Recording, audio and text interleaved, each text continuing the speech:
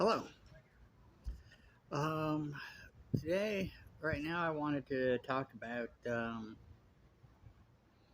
something called executive dysfunction, which is something that a lot of neurotypical people, um people on the autistic spectrum, deal with. Um, when I first started this channel, I expected to try to get maybe a video out a week, maybe every couple of weeks, maybe, or maybe twice a week, but somewhere in that range. And it's turned out to be quite a bit different. For one, I was not expecting how much effort it took to create the videos, edit them, and so forth, and research them. Sometimes researching what seemed to be a simple topic turned into a much bigger can of worms than I expected to open.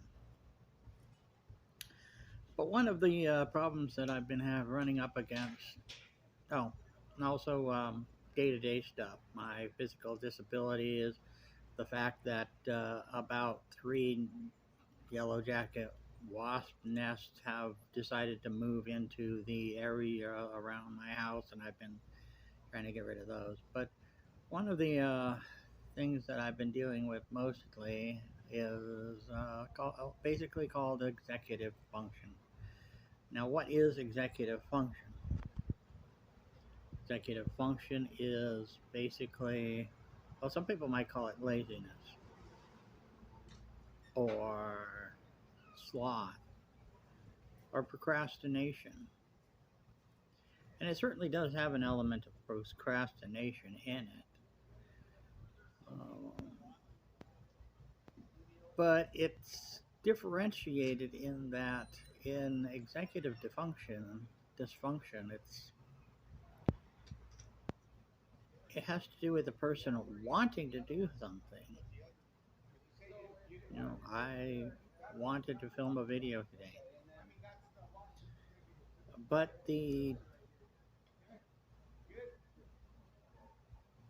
there's a disconnect between a person's desire to do something and their willpower and a motivation to do something. And it's hard to bridge that gap. And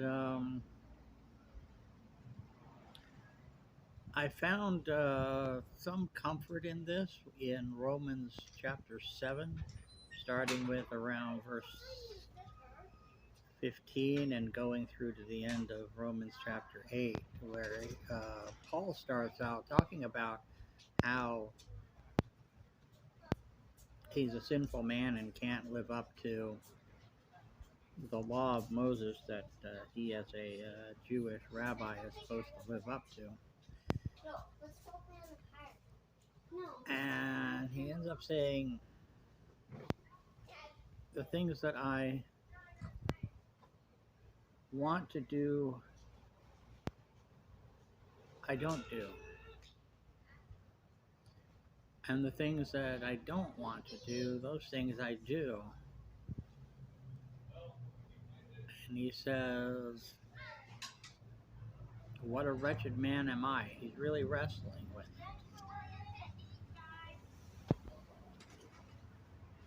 And I'm not saying that having executive dysfunction is sinful. Sometimes executive dysfunction can be sinful if the thing that you're not wanting to do that you're doing is a sin, or the thing that you ought to be doing and you're not doing is something that would be um, something of God that you're refusing to do, something like that, of those natures. But in general, I think Paul's wrestling with his ability to do what he doesn't want to do and his inability to do the things that he wants to do can still give us some hope and some guidance. I might do a deeper dive into this in another video, but right now, if you're suffering with executive dysfunction and want some guidance, I would definitely recommend Romans chapter 17, verse 15 through to the end of Romans chapter 8. That is about all I have for right now. This is kind of a long, short. Um, I'll catch you next time. Peace.